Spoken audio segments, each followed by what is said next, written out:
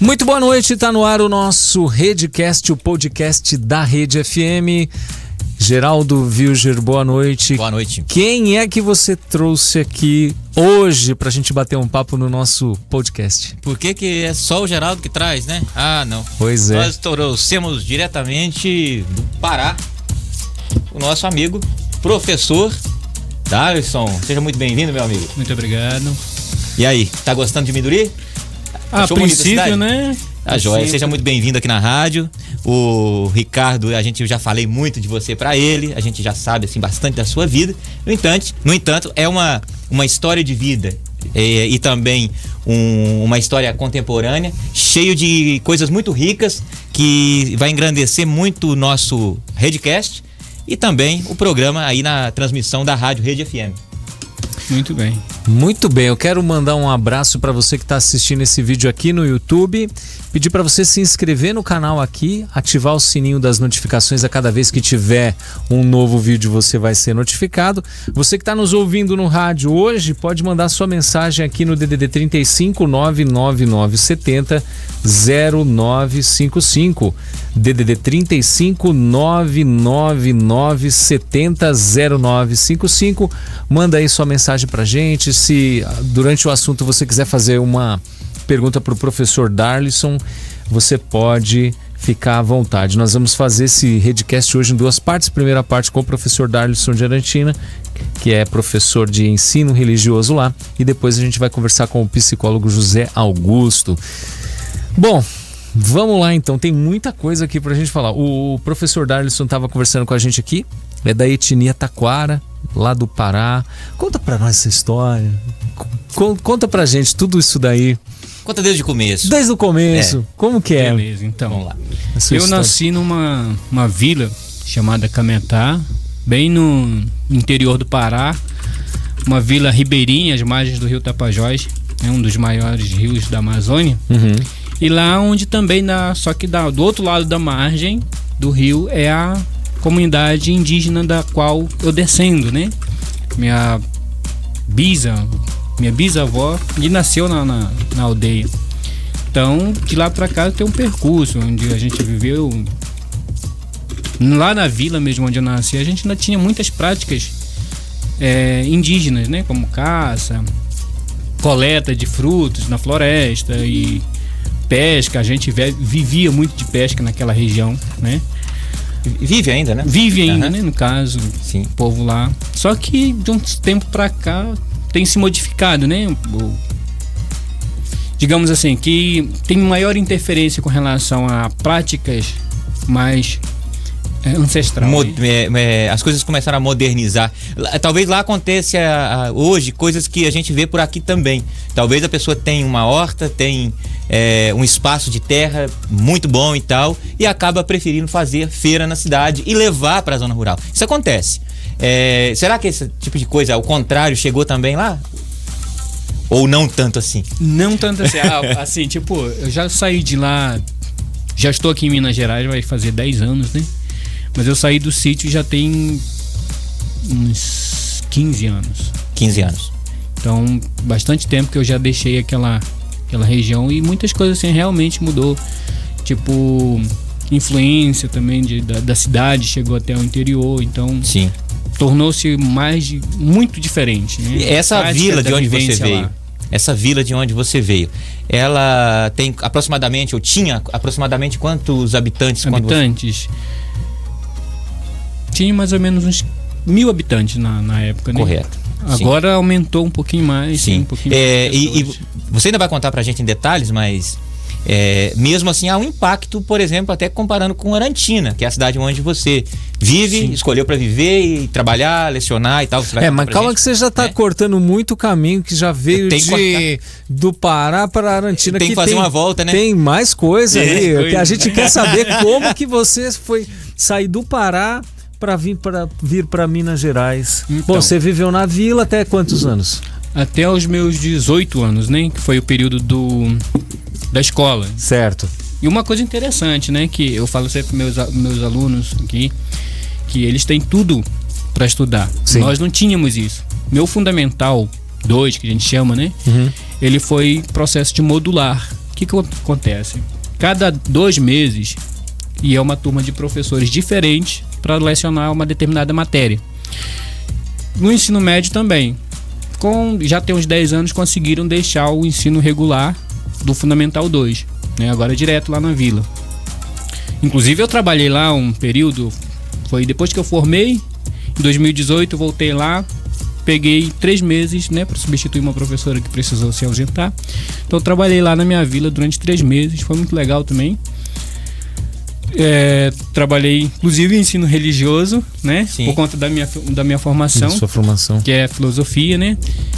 E aí o ensino médio que eu fiz também foi no modular. Esse processo também de 2 meses, a cada 2 meses novos professores tinham que vir para a cidade, para a vila. E esses professores às vezes não permaneciam na vila, né? Porque você é uma vila distante da cidade, o pessoal deixava a família. Vinham, passavam 2, 3 semanas, depois voltavam para casa, né? Passavam mais uns 5 dias lá, depois retornavam para a vila.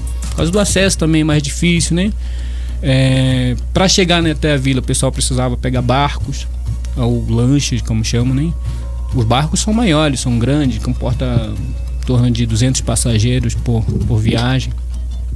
Só que essa viagem é muito longa, são 12 horas de viagem pelo rio. Meu né? Deus. Então, ou seja... Pra mim que não sei nem nadar, isso já me dá um... Já deu medo. Meu pai. Isso de boa quando o tempo tá bom. Na melhor das hipóteses, 12 horas de viagem.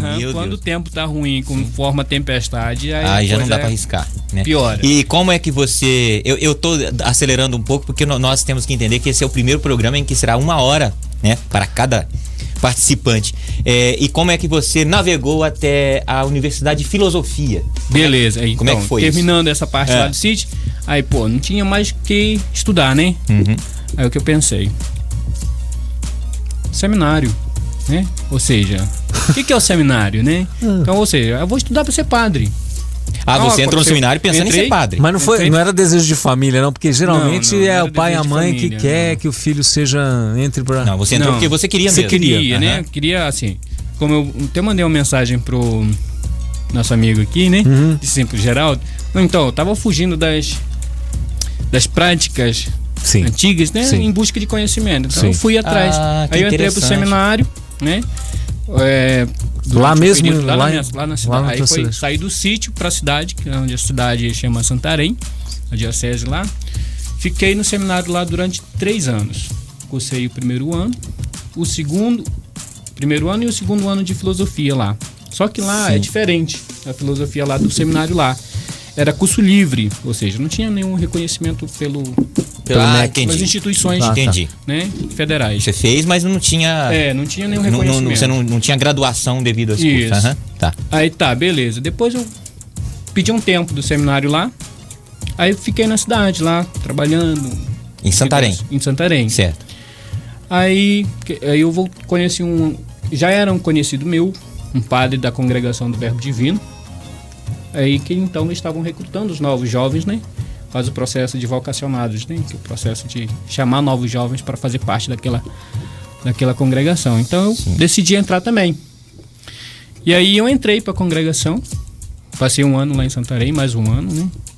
E depois desse 1 ano que aí nós viemos para Juiz de Fora. Por quê? Porque a congregação ela funciona por regiões, e a região norte, nordeste e centro-oeste, os alunos, os seminaristas vinham para fazer filosofia em Juiz de Fora. Então foi quando eu vim parar em Juiz de Fora. Isso era 2014. 14. Isso. Nada disso 2014. Faz muito tempo, né? Para nós é pouco tempo. Aí você veio para Juiz de Fora. E seminário, desculpe a minha ignorância do assunto, você estudava, morava, trabalhava, fazia tudo ali em Juiz de Fora mesmo. Isso, no caso, dentro do seminário a gente não trabalha, né? A gente só estuda. Interno, a gente mora lá dentro. O trabalho que a gente faz é de casa, normal. Arrumar o quarto, casa, sim, limpeza. Às vezes fazer comida. A gente aprende a fazer tudo um pouco lá dentro. Trabalhos remunerados não tínhamos. Você tem irmãos? Eu tenho 4 irmãos. 4 né? irmãos. 2 homens e 2 mulheres agora, que já são todos. E nesse de período maiores. eles, como é que era eles vinham te Contato ver? Só mais telefone? difícil, só Muito telefone. difícil. E antes, inclusive até mais ou menos uns 5 anos atrás, era muito mais difícil, porque não tinha. Inclusive, hoje ainda, o sinal de rede celular lá é muito ruim. Sim. Né? Então, é difícil. Hoje não, hoje já conseguiram uma internet, já Isso conseguem você está dizendo falar. no seminário? Não, isso lá Para ele falar com a família lá, no né? seminário, no seminário era mais... Mas no seminário de Tranquilo. Santarém ou de aqui de Juiz de Fora você tá falando que tinha um sinal ruim? Sinal de internet. Lá no Lá- sítio, no interior. lá- Tem lá no contato interior. com a família, entendeu? Entendi. Ainda é bastante muito- precário lá? Bastante precário. Sim. Agora tá com aquelas antenas do Elon Musk lá, né? Que a esperança de colocar essas antenas Esperando que sim. seria uma saída, porque realmente levar fibra ótica para uma distância tão remota não vai acontecer, Não pelo tem menos como. nos próximos 100 anos, não? Não, Infelizmente. inclusive até a energia elétrica lá era ruim. Até mais ou menos uns 4 anos atrás. Ele não sabe o que é energia elétrica ruim, não. Pior do que aqui, Não, pode ser. mas Ainda lá, tem aqui, lá é a gente surreal. ainda tem energia. Pra você ter noção, a minha infância, a energia, nós tínhamos 4 horas de energias por dia. E isso era no gerador. Ou seja, das 7 horas da noite até as 10. Até as 10. Aí desligou, acabou. hora de criança dormir. Hora de criança dormir, pessoas adultas, todo mundo dormir. Tudo. Né? Não tinha mais. Então, Sim. só quem ficava às vezes eram as pessoas que ficavam bebendo, né? Mas hoje também está assim? A energia elétrica ainda é Não. de gerador ou tem? Há 4 anos atrás, o pessoal das comunidades em geral do município de Aveiro, eles fizeram um mutirão e vamos fazer um gato. Aí o pessoal começou a abrir caminho pela mata, né? E aí o que a prefeitura fez? A prefeitura foi lá e cedeu o trator para abrir a estrada. Tá. E aí então as comunidades, pegando a madeira que já estava abrindo a estrada, fizeram um esporte. Então eles conseguiram puxar um linhão. A população mesmo construiu Rapaz do céu. a rede elétrica para ligar em algum lugar num tronco e levar para a cidade. Isso.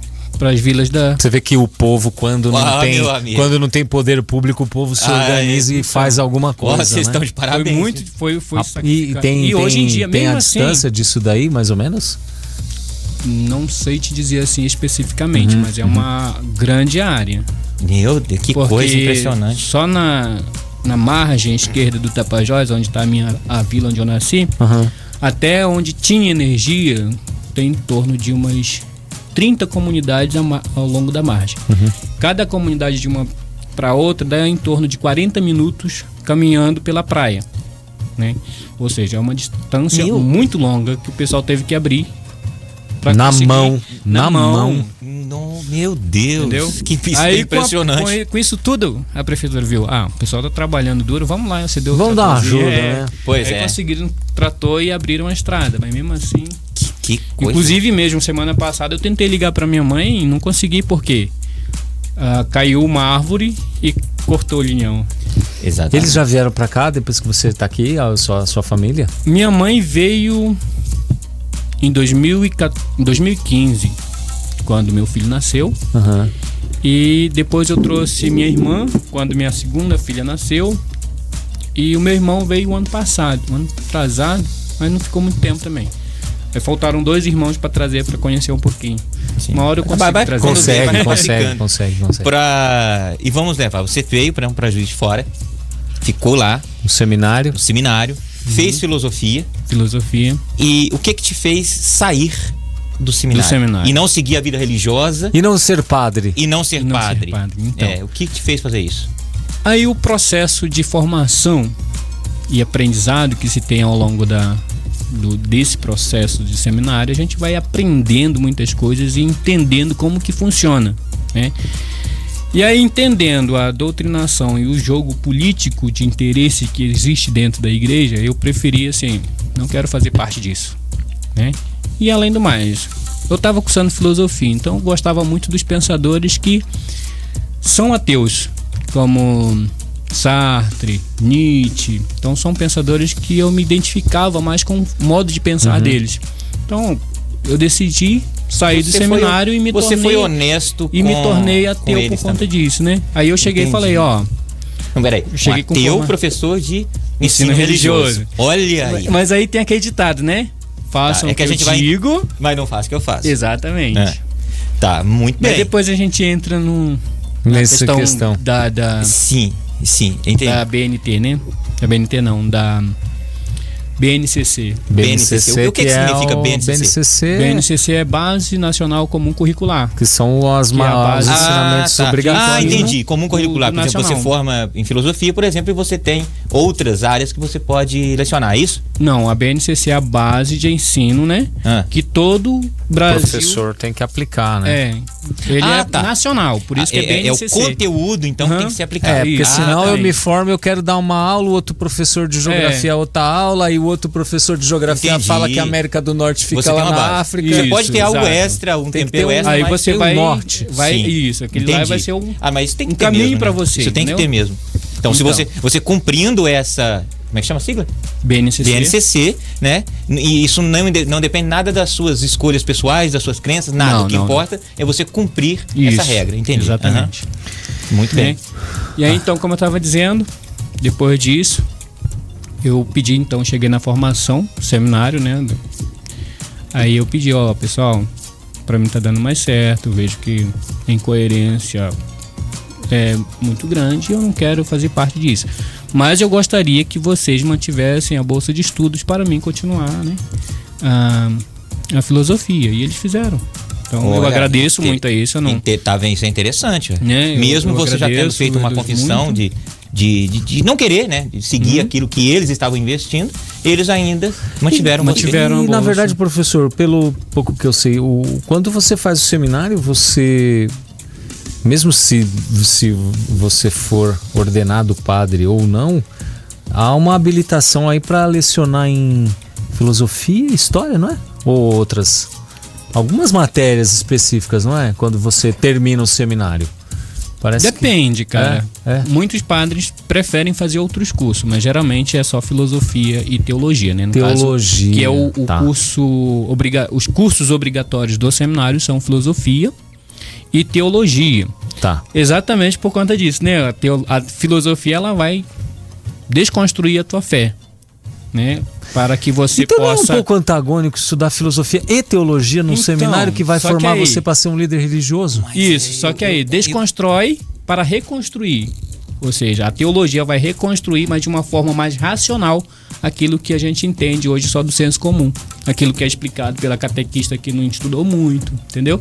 Que aí o padre passa algumas palestras, mas são poucas. Então, ou seja, a filosofia primeiro desconstrói uma forma de pensar comum para reconstruir de uma forma teológica, mas epistemológica, né, no caso, mas com conhecimento aprofundado a respeito daquilo que você vai pregar mais tarde, como padre, entendeu? Você entendeu? Não é ao contrário. É como você derrubar uma casa completamente, limpar o terreno, Desmonta, né? Para construir Construir de novo. novamente. Se você for capaz de construir essa casa de novo, você se torna um padre. Se você perceber que não, eu prefiro. Além de que, Entendi. além desses estudos, você tem que absorver muitas coisas que às vezes não condizem com o pensamento que você tem, que foi o meu caso, entendeu? Sim. Eu poderia ter muito bem continuado os estudos, mas assim, o modo de operandes, como diz Sim. da igreja, que não estava muito batendo com o meu modo de pensar. E aí, então, foi que eu pedi para... Você começou a se sentir desonesto, com um desonesto intelectual, talvez, e para poder ouvir mais a sua mente do que ficar fazendo de conta. Eu acredito será? que seja isso, né? Agir mais com Sinceridade. sinceridade comigo mesmo, Contigo né? mesmo, tá certo. Professor, o que é a filosofia? Então, a filosofia é um emaranhado de conhecimento que nos faz pensar a respeito de tudo, em geral, né? Sobre qualquer assunto. Sobre qualquer assunto. Né? Basta você ter o conhecimento necessário para isso. Igual, por exemplo, eu costumo dizer que muita gente não gosta de falar de política ou falar de religião. Por quê? Porque a gente não tem o conhecimento necessário para discutir sobre essas coisas. Agora, quando você tem o conhecimento necessário para se discutir determinados assuntos, aí sim a coisa flui. E esse é o caminho, então, da filosofia. Fazer as pessoas pensarem. Isso, e não é à toa que Sócrates já dizia, né? que ele tinha um método de ensino que era a maiêutica. O que é isso? Que era o parto das ideias, né? O pensar diferente, o questionamento a respeito de determinados assuntos para que possamos entender, né? E aí então é que eu dou aula de ensino religioso, né? Por quê? Por conta da minha formação em filosofia, e a filosofia, como ela está muito próximo da ciência e da religião, então elas conversam muito entre elas, faz com que a grade curricular permita que eu lecione isso, né? Mas isso não quer dizer que eu acredite por exemplo, no sobrenatural. Eu entendi. Mas a ideia que muitas pessoas têm é que a aula de religião é um catecismo 2.0 dentro do meio escolar. O que já foi no passado, né? Já foi no passado. Hoje, você é a prova viva de que a aula de religião, ela não é um catecismo, ela não é uma aula de catolicismo ali dentro. É uma aula de mistura de filosofia, de fazer as pessoas pensarem, entenderem as religiões no geral, né? Isso que mais ou menos que é. E também entenderem as diferentes formas que as pessoas têm de pensar e acreditar. Eu queria que você dissesse pra gente aqui as principais falas, explicações e pensamentos seus, não do que está presente naquela sigla que você falou, como chama? BNCC. No BNCC, senão aquele extra do professor na sala de aula. O que você poderia citar? Bom, assim, eu sempre digo para meus alunos que a religião é um processo, né?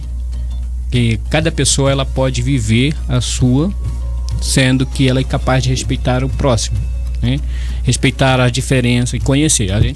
Eu digo assim que o conhecimento é o fundamental, né? Por que no último censo indicou que a intolerância religiosa aumentou no Brasil? Vocês sabiam disso? Que a não sabia. Aumentou no Brasil? Por conta de quê? Eu vi uma matéria falando inclusive sobre a intolerância com as religiões de matriz africana e tudo mais. Não sei se vai nessa linha, essa pesquisa.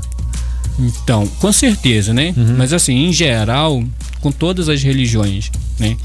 Inclusive a gente estava vindo na viagem, aí eu comentei com o Geraldo sobre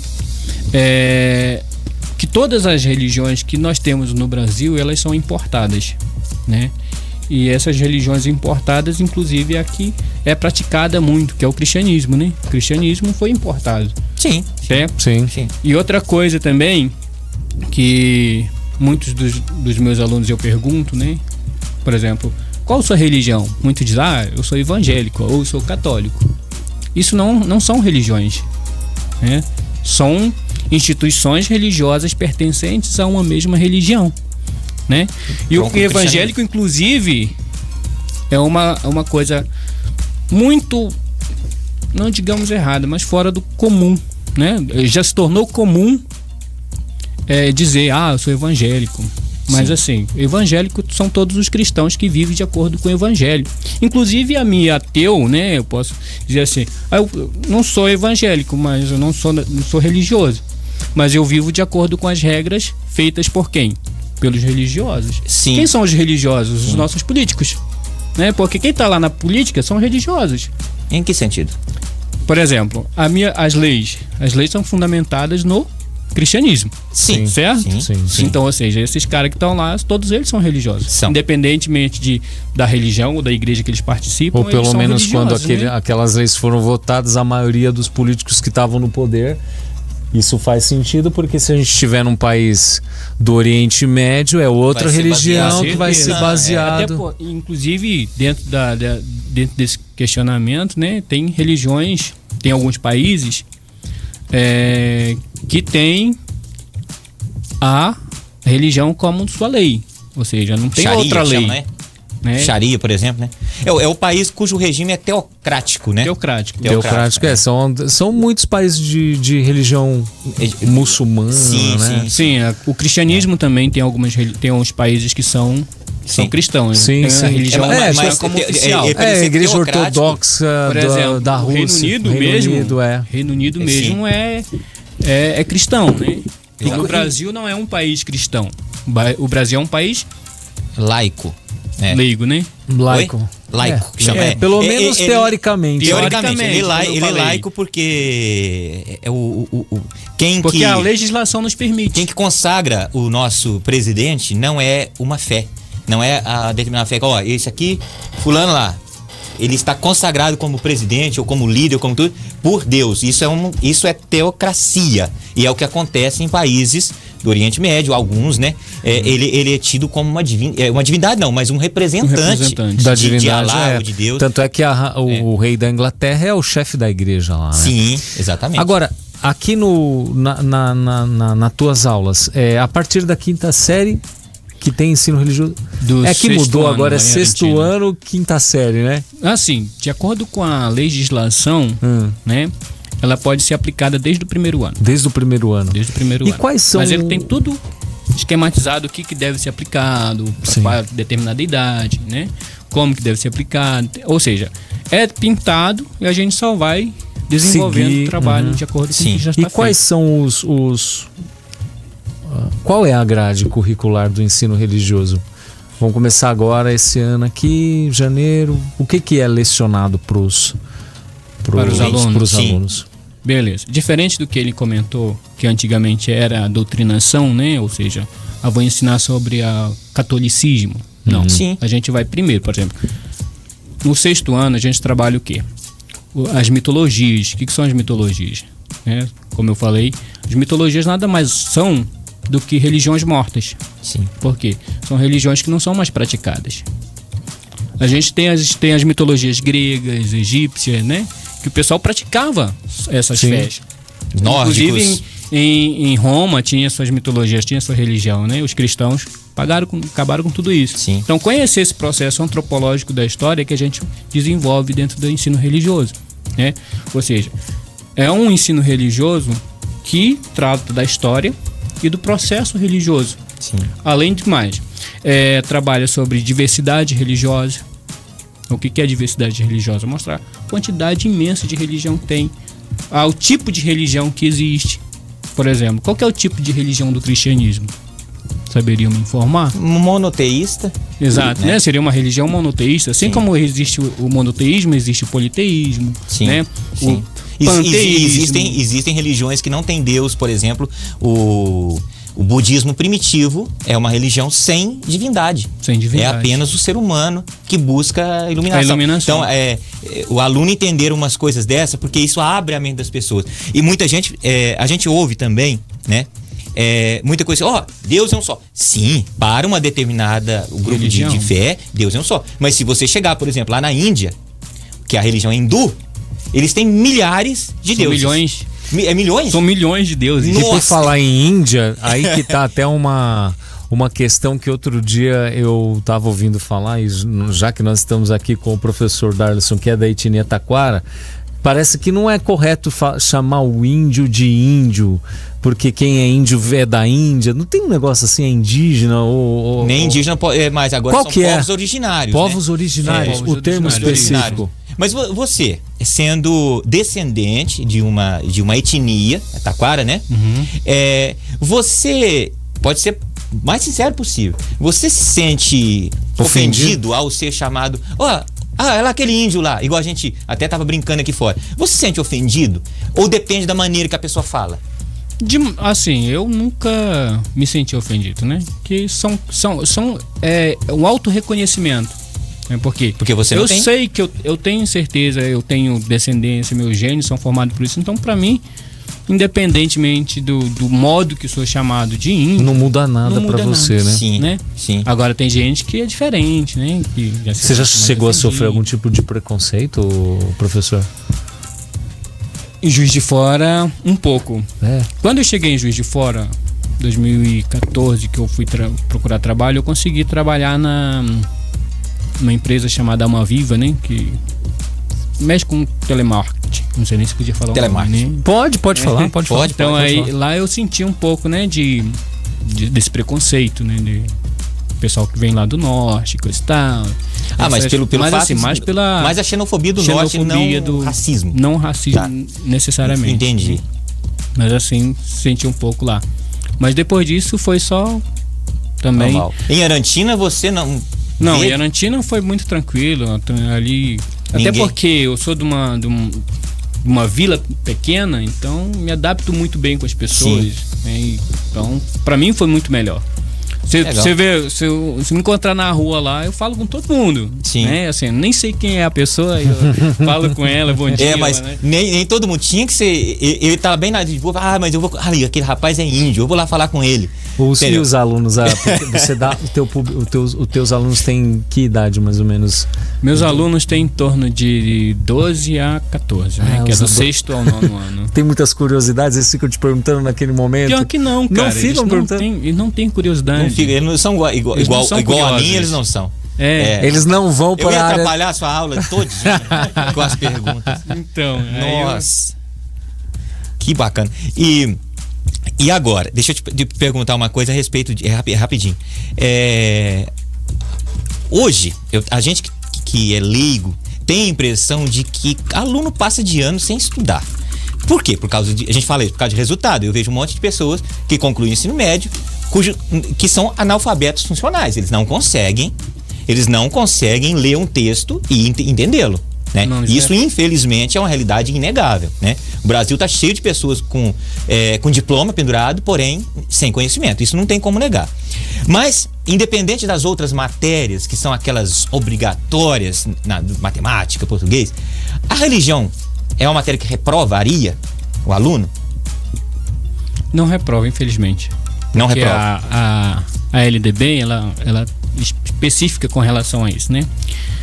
Ela é uma matéria de cunho facultativo, no entanto, que se torna obrigatória para a formação cidadã. Sim. Ou seja, o aluno tem o direito de não estudar aquela disciplina se ele não quiser. E é o que acontece, porque como eu trago muitos temas, eu trago texto para os meus alunos lerem, muitos deles não gostam, né, de ler, de fazer interpretação, de buscar.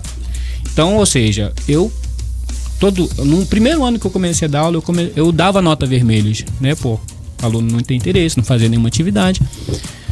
E ficava por isso mesmo. O pessoal chegava para mim assim, Darlison, tem que dar nota para ele, porque não pode deixar assim. Mas agora pensa isso acontecendo em português e matemática. A culpa não é só do aluno, né? Não é do aluno. A culpa é de quem? É de quem formulou a legislação. Sim. Inclusive eu estava pesquisando a outro respeito. Tá, beleza. Só que lá no Rio Grande do Sul, eles fizeram uma modificação na lei. Que para o aluno deixar o ensino religioso, a escola tem que oferecer uma outra disciplina para o aluno fazer. Ou seja, se tornou obrigatório. Sim. Né? Mas o seu ensino religioso que você está falando pra gente não é um tipo de ensino religioso que vai confrontar com a fé dos outros. No seguinte sentido, você coloca na sala de aula, por exemplo, um católico e um evangélico, eles vão conviver bem. Você coloca um católico e um muçulmano, já vai sair algum tipo de discussão. Porém, com a temática que você traz na sala de aula, ninguém vai discutir. Ninguém vai. Você não está vindo impor nada. Porque a fé também, ela existe uma imposição. Você pega o muçulmano, por exemplo, né? Existe uma imposição. Ninguém vai querer, num país igual aqueles que tem a lei Sharia, e contra. Quem for, vai ter um tipo de punição. Muita gente que está do lado de fora da sala de aula acha que lá dentro está acontecendo uma doutrinação religiosa, seja lá qual for. Seja lá qual for, entendeu? E não está acontecendo isso. É o que não acontece isso. Você ensina as pessoas a pensarem, a entenderem. Assim, pela minha formação, eu trago esse cunho antropológico das religiões. Mas tem professores que, infelizmente, fazem pedagogia, né? Que é específica, e pega ensino religioso. O que vai acontecer com esse professor que não tem a formação específica para aquilo? Ele vai o quê? Doutrinar os alunos. Conforme a sua própria religião. Com a sua própria religião. Modo de ver o mundo, entendeu? Ou seja, aí que mora o grande perigo, né? É muito mais fácil um ateu dar aula de ensino religioso do que um religioso. Por quê? Porque o religioso ele vai fazer proselitismo. O que é o proselitismo? Tava procurando colocar brasa pra baixo da minha sardinha, como diz aquele ditado. Ó, tem 10 religiões aqui, mas essa daqui. Isso, exatamente. Tem isso aqui, mas esse aqui. Que é o grande perigo, que o proselitismo ele se torna crime. Dependendo. Ou seja, um da professor situação. não pode em sala de aula puxar Pregar uma sardinha doutrina para religiosa pra nenhuma. e nem não só religioso, também com as ideologias políticas, né? Não Ideologias políticas também. não é correto. Sim, Não são apesar corretas. de existir no Brasil inegável proselitismo ideologização, né? político, ideológico, infelizmente existe, mas assim, em teoria, né? Por exemplo, Não no seu ambiente de poderia. aula não existe esse tipo de coisa, mas eu já tive o desprazer de ver em Andrelândia mesmo um professor, né, se eu citar a matéria fica difícil, mas não é uma ciência humana, entendeu? Passar o período da aula inteira defendendo ideologias políticas, seja ela qual for. Isso é um crime, né, com a formação dos alunos, né, que vai na escola para poder ter um conhecimento filosófico, científico e outras coisas, mas não ser doutrinado, seja em religião ou em política. Né? Inclusive, para essa questão de política, eu digo assim, que a pessoa que realmente entende a política, se leu Platão, né, o seu livro A República, ele vai entender o que é a política. Porque a política, ela não visa um setor. Ela visa o quê? O povo. Né? Por isso que polis, povo, política, cidade do povo, né? Ou seja, a política é pro povo. Eu não tenho que beneficiar um ou dois. Tem que ser para todos. Para todos. O cara que entende isso, ele vai começar a ver uma política totalmente diferente. Independente do A ou B que estiver representando, ou estiver na administração, ele tem que administrar para o povo. Ele não tem que administrar para A ou para B. Sim. Entendeu? Ele tem que administrar para geral. Isso vale para município, vale para estado e vale para país. Sim, com certeza. Sim. Porque se o cara não souber fazer isso, meu parceiro, aí entra a questão da religião também.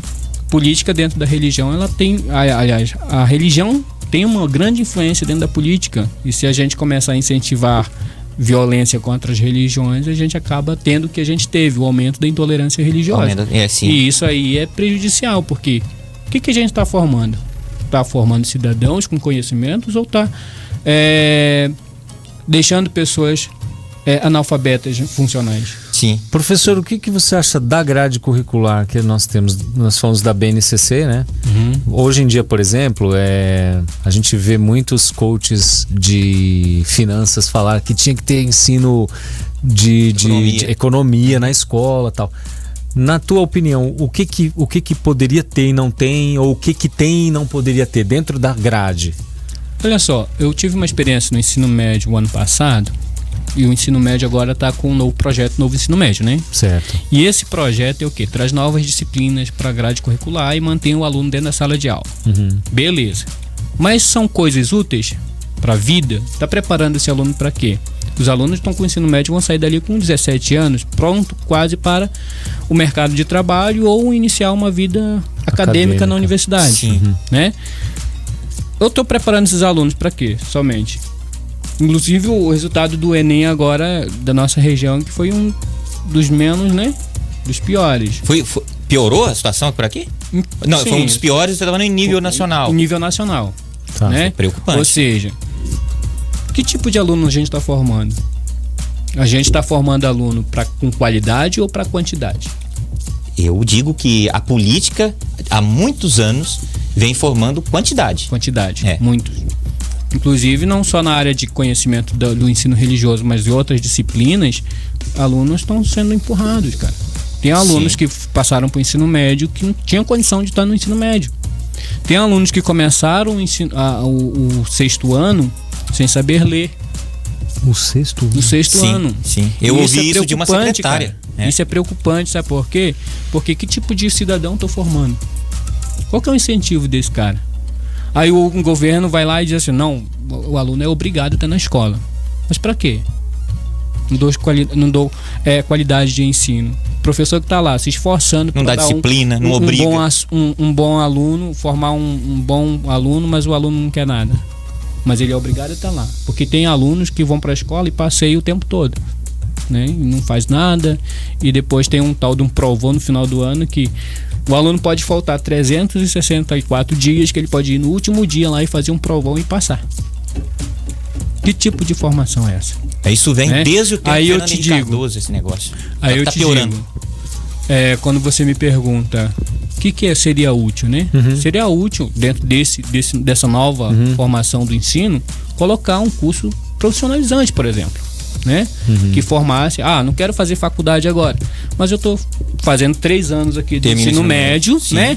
Com um curso profissionalizante. Eu até penso que deveria, assim, na minha humilde opinião, por exemplo, você vai entrar na primeira série, aprende a ler e escrever e vai desenvolvendo história, geografia, sei lá.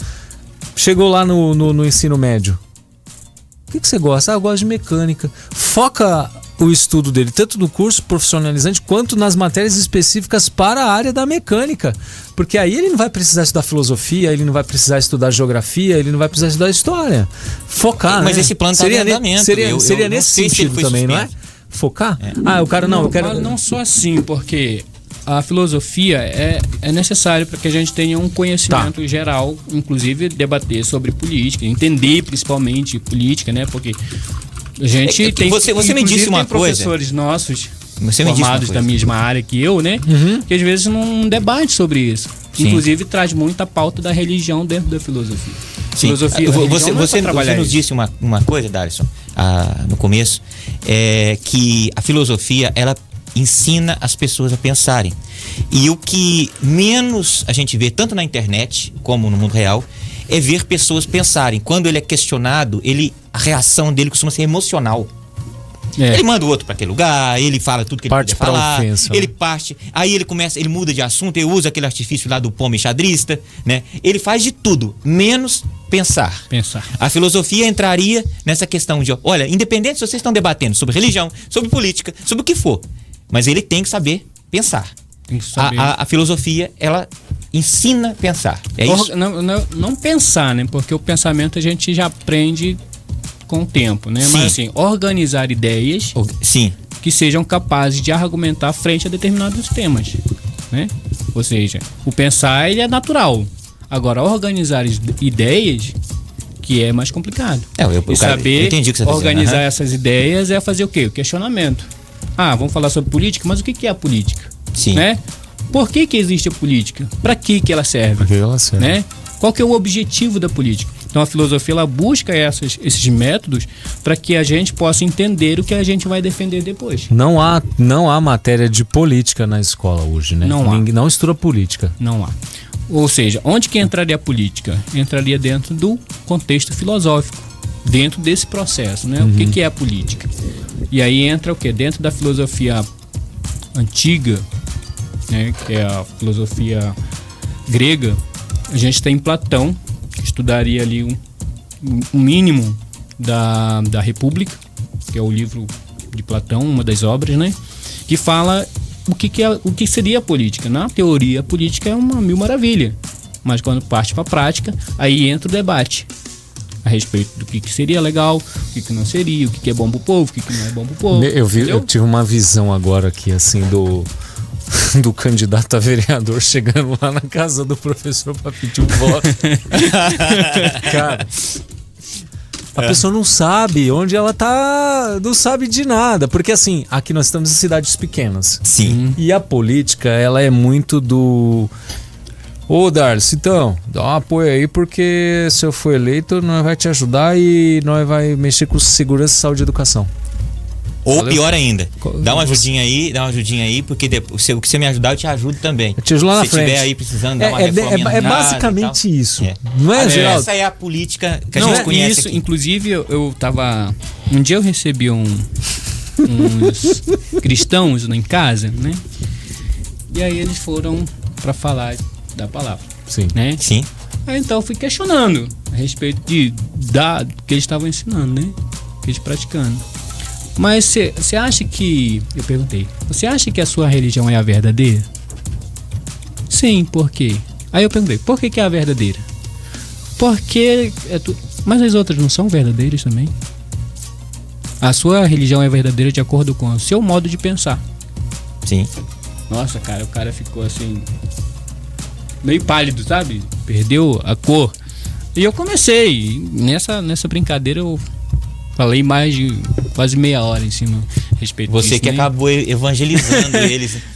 Assim, não ofendi, assim. Não, exatamente, Mas sem assim, ofender, mostrei através de argumentos, né? Sim. Lógicos e... Ou seja, o homem tem que ter conhecimento. Tem que ter né? conhecimento. Por mais que você seja religioso, tem uns caras muito bons que eu vejo nas plataformas aí, né? Uhum. Que argumentam belezamente com relação à prova de Deus, a existência Sim, e tudo sim. mais. Beleza, tem estudo, tem conhecimento pra isso. E ele sabe argumentar. E sabe argumentar. É. Agora o cara que vai na minha casa pra falar uma coisa e só tem um trechinho pra ler, aí é difícil. Eu entendi. Entendeu? Eu entendi. Aí é complicado. Mas assim, a gente tá É que nós estamos de horário. fazendo... Não, tá tranquilo, só te cortar rapidinho para mandar um alô aqui para Janete de Minduri, que tá nos ouvindo. Boa noite, parabéns pela programação de agora. Inclusive, Janete, se quiser mandar uma pergunta pro professor Darlisson aqui, fica à vontade. E todos que estiverem nos ouvindo, mandem suas perguntas. DDD 35 99970 0955. Professor Darlisson Pereira Melo, que é professor de ensino religioso em Arantina, formado em filosofia, veio diretamente do Pará para lecionar aqui no sul de Minas. Mas só para concluir seu pensamento, a pessoa tem que ter conhecimento em qualquer área, né? Qualquer área. Qualquer área, né? Qualquer área. Tá, mas o que estava sendo proposto de entrar na nova grade curricular que ainda não entrou? O que você tem conhecimento? Para o fundamental, não tem muita... Não muda muito. Não muda muito. Continua a mesma grade. Mesma grade. O ensino médio, inclusive, já estão reduzindo mais matérias, né? Uhum. Que no ano passado os alunos entravam às 7, ficavam ali até às 4 da tarde, fazendo umas disciplinas que não tinham muito Você a está se ver, referindo à sabe? Arantina. Isso. Arantina é o Arantina ensino já integral. tem. É fundamento integral, não É. foi uma experiência, né? Aí estão reduzindo novamente a grade. Agora Sim. os alunos vão passar a sair às 2 da tarde. Ou seja, tinha disciplina ali que não valia a pena nenhuma. Mas é das 7 às 2, que Serão das 7 às 2. já é um horário bem amplo, né? É, Sim. Aí você está dizendo que tinha disciplinas ali que não agregava nada. não agregava nada. Como, por exemplo, projetos de vida. O que um aluno de ensino médio vai fazer com projetos de vida? Mas o que seria esse projeto de vida? Então, Ah, entendi. projeto de vida, Geraldo. Você com quantos anos lá? Com 14, 15 anos. O projeto de vida seria Desenvolver um projeto de vida, o seu Geraldo. plano, se preparando, o que você vai Isso. estudar, né, qual a sua formação. Então, se olhar pelo lado que eu entendo como projeto de vida, seria algo muito bem-vindo no terceiro ano do ensino médio. Onde Uma a disciplina pessoa. apenas, né? Agora, desde o Não, começo... para projeto de vida no ensino fundamental é difícil mesmo, né? Eu concordo. Mas também não é um tema que vai durar tanto tempo, A né? gente não vai conseguir ficar falando disso, né?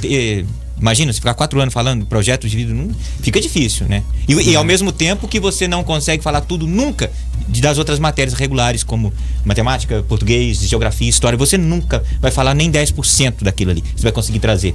Ao mesmo tempo que você traz uma matéria que você vai ter que ficar repetindo porque não tem muito o que falar, né? Professor, hoje a tecnologia está aí crescendo cada dia mais, avançando, e hoje a gente está falando só de inteligência artificial, generativa e tudo mais. Na sua visão, como professor, qual é o uso útil disso e qual é o uso que atrapalha os alunos também? Além Então, do óbvio das redes sociais, né? Então, assim, para pesquisa, os alunos nem usam telefone. Eu posso botar lá um tema, vamos estudar aqui sobre as religiões panteístas. Pesquisem. Vocês acham quantos pesquisam? Numa turma mais ou menos de 20 alunos, sabe quantos se dedicam a fazer uma pesquisa? Uns 3. 2. Não fala isso não. 2, no máximo. Você pede uma pesquisa para os alunos, só 2 traz. Só 2 traz. E tendo celular, inclusive com internet, né? Hoje. Mas aí que tá Agora, o detalhe, o outra problema não é o coisa. celular. E outra coisa, Não. e muitos desses alunos entram em live na aula. O professor pode estar falando lá, pode ser qualquer Você tá disciplina. brincando? Meu Né? Deus. Matemática, português, o professor tá lá explicando a matéria e o Vamos aluno entra em live lá nas redes sociais. Mas o que eles veem? Mas Música? não tem uma regra dentro da escola que impede isso? Eu não tô falando. Infelizmente, não. Eu tô falando de a nível de Brasil. Não existe, o professor não pode, não, simplesmente você vai Me entregar dá esse teu celular lá, celular não. aqui. Não pode. Não pode? Não tem nenhuma legislação. Mas então vira uma aqui. baderna isso. Vira, não tem muita... Você tá dando aula, utilidade. o aluno faz live, você pede um trabalho, 2 alunos entregam. Agora a minha pergunta, agora é a pergunta do programa. É. Professor, como se manter motivado nesses tempos? Nesse cenário. Porque eu acho que a coisa mais gostosa para um professor é você perceber o interesse do aluno. Aí você quer transferir teu cérebro pro aluno ali, Então, né? Se você são puder. esses dois. Ah, São esses dois são alunos. os 2 alunos. Aí, São esses pronto. 2 alunos. Então é por eles que você vai. Por eles Se que eu fosse vou todo um, dia. você estaria ali com o mesmo prazer Com o como mesmo- se fosse todos. mesmo Então os objetivo. outros demais, ó, que se... Na vida. Não. Mais ou menos assim. Eles vão, a vida vai ensinar pra eles. É como, é como diz um velho ditado, né? Que quem ensina melhor não é o professor, é a própria vida, né? Porque Sim. o professor tem ali todo o processo de pesquisa em casa, de organizar Sim. um plano de aula, não só minha aula, né? Mas todas as outras matérias. Tem um processo grande de pesquisa, trazer a melhor forma de ensinar, de pesquisar filmes e montar slides e tudo mais para trazer uma boa aula para o aluno e chegar na hora lá do aluno, 45 minutos, e olha que o professor passa às vezes de madrugada pesquisando, em 45 minutos de aula o aluno jogar pro ralo, Mas você entendeu? disse que a melhor escola depois, né, é a vida. É a Só que a vida. vida vai bater demais nele. Vai. Então os alunos poderiam pensar nisso primeiro, ou os pais falar para eles, olha, estuda, porque o professor não vai bater em você. A vida vai. Aí tem outro detalhe, quando mencionou os pais, né? Antigamente, no meu tempo, no nosso tempo praticamente, né? Nossos pais iam na escola para saber com o professor, né? O motivo do filho dele não ter Tirado boas notas. tirado né? boas notas e cobrava do filho. Hoje o pai vai na escola para cobrar do professor porque o professor não deu boa nota pro filho dele. Entendi. Entendeu? Olha, Ou seja, meu- os valores inverteram. Certa vez eu fui aqui em Minduri, meu filho tem 13 anos agora, ele participou da Olimpíada de Matemática, o BIMEP, e na escola dele, ali na estadual, 2 alunos receberam o prêmio. Um aluno do primeiro ano teve uma medalha de bronze e meu filho recebeu a menção honrosa na Olimpíada de Matemática. A escola fez um jantar, diretores, professores, e a gente ficou conversando e tal. Aí uma professora de geografia falou pra mim assim, olha, tem pai que fala pro filho assim, não precisa respeitar o professor não, que ele não te dá nada. Aí eu falei, mas o conhecimento é o quê? Você vê? Então, Você vê. Inclusive, ano passado, com essa questão de incentivo positivo, para todas as minhas turmas, eu comecei a dar medalhas para os melhores alunos. Né? Então, dei ouro e prata. Então, todos eles os 2 alunos das turmas ganharam, né? São aqueles que mais se dedicavam. Quantas turmas? Você não foi punido por isso, não? Não. Ninguém ficou sabendo, né? Não, eu tô dizendo isso porque eu também já tive um programa educacional, já dei aula também, através de cursos livres, onde os alunos participavam. E quando eu entrei, eu fui proibido de fazer qualquer tipo de competição. E a outra coisa também é que no ano seguinte o curso iria evoluir para tecnologias, né? E tudo para crianças, tudo para ensino fundamental. E a pessoa que era chefe na época do CRAS, ela falou assim, Geraldo, qual é o método para definir quem são os alunos que vão entrar? Porque não vão todos, né, participar do programa. Eu falei, não, já tem tudo elaborado, é uma prova, eles vão fazer uma prova de matemática e geometria, porque eu não tenho como trazer as pessoas para aprender algo que envolve formatos, medidas, tamanhos, formas, cores, sendo que as pessoas não conhecem geometria e matemática, não tem como. E ela falou assim, ó, isso é proibido. Primeiramente, o programa deve atender as crianças que estão em situação de vulnerabilidade. Aí eu falei, mas o que é isso? Não, nós temos aqui alunos que o pai está na cadeia, nós temos alunos aqui que já tiveram problema com delinquência. Aí eu falei para ela assim, olha, eu vou parar por aqui. Porque senão eu vou ter que avisar para um menino lá da zona rural, com um menino extremamente estudioso, e esforçado, o pai dele é gente boa pra caramba. Eu vou ter que falar assim, ô pai, faz alguma coisa pro senhor ir pra prisão, que aí seu filho vai ter a oportunidade que ele tá batendo na porta da minha casa pedindo. E ele não vai poder só por culpa do senhor, pai. O senhor não cometeu nenhuma irregularidade, o seu filho não pode estudar comigo. Essa é a situação. Isso é uma história real que, inclusive, boa parte das pessoas que estão escutando esse programa testemunhou isso. Mas aí fica difícil, né? Mas essa é a realidade. Essa é a então realidade. não há mérito nenhum. Não há mérito mais, né? Não há. Infelizmente não. É como eu tô te falando, no ensino religioso, eu sou obrigado a dar nota pro aluno que não fez nada durante o ano, porque ele simplesmente não quis. Inclusive, a maioria dos alunos que pedem para sair, eu tenho que dar nota para eles também, porque o sistema não permite que o aluno vá com NC, que é não cursado, né? Se ele pediu para sair, eu até nem condeno tanto. Talvez, se não é obrigatório, ele pediu para sair. Mas agora ele ficar dentro da sala de aula, vendo live, atrapalhando a aula, e quando pede um trabalho para ele te ignora completamente. Imagina, dos 20 alunos, 2 traz o trabalho. Não, eu tenho 45, você tem 47? 47. 47, tenho 45 anos. Eu sou da época que, se você não desenvolvesse ali na sala de aula, o próprio aluno, teu colega, te chamava de burro. Você é burro, meu. Você não consegue entender o que o professor tá falando. A gente tinha uma disputa. E você se esforçava ali porque você não queria ser burro. E na sala de aula, você... É engraçado, né? Porque não pode colocar competição dentro da sala de aula, né? Sendo que a vida é extremamente competitiva. Aí depois ele vai fazer o Enem. Exatamente. Aí ele vai fazer uma entrevista pra trabalhar numa empresa, ele não sabe falar, porque o problema tá ficando tão grave no Brasil, que não tem só pessoas que não sabem ler.